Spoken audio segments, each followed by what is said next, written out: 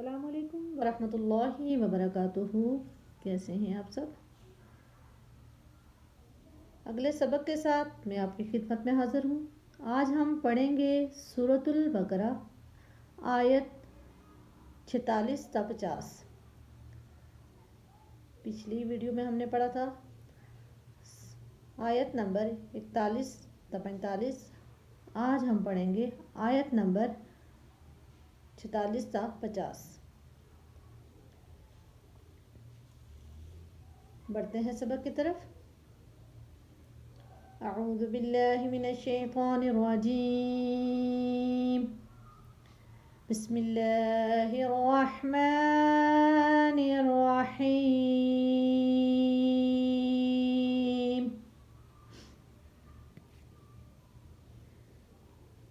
الذين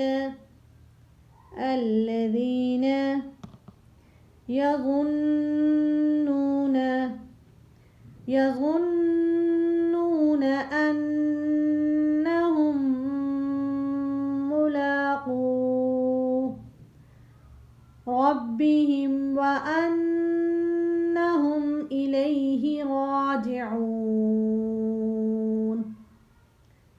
يا بني إسرائيل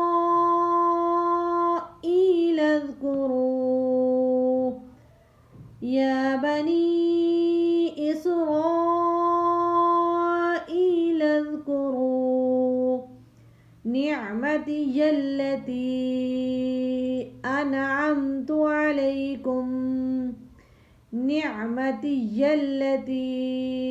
أنعمت عليكم وأني فضلتكم على العالمين.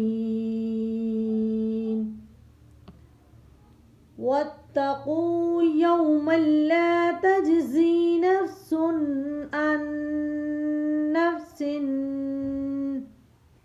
يوما لا تجري نفس عن نفس شيئا ولا يقبل منها شفاعة ولا يؤخذ منها عدل ولا هم ينصرون. وإذ نجيناكم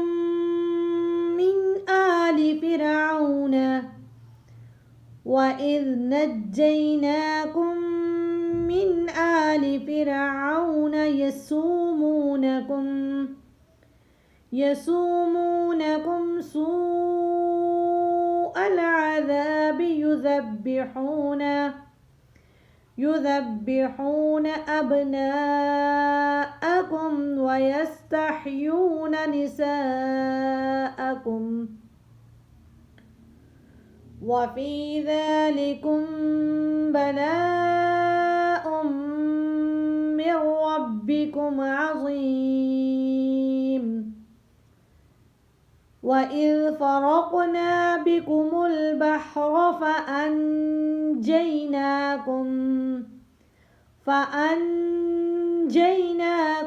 وأغرقنا آل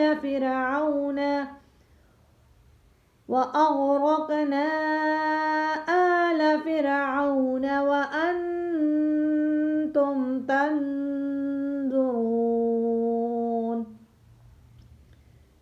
आइए अब इन आयत की हम तलावत कर लेते हैं।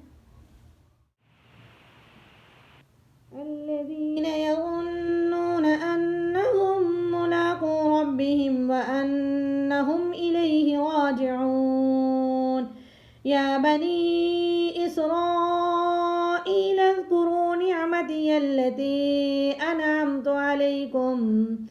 أنعمت عليكم وأني فضلتكم على العالمين. واتقوا يوما لا تجزي نفس عن نفس شيئا ولا يقبل منها شفاعة ولا يؤخذ منها عدل ولا هم ينصرون. ينصرون وإذ نجيناكم من آل فرعون يسومونكم سوء العذاب يذبحون أبناءكم ويستحيون نساءكم وفي ذلكم بلاء من ربكم عظيم وإذ فرقنا بكم البحر فأنجيناكم وأغرقنا آل فرعون وأنتم تنظرون صدق الله العظीम। आज हमने पढ़ी आयत 46 से 50।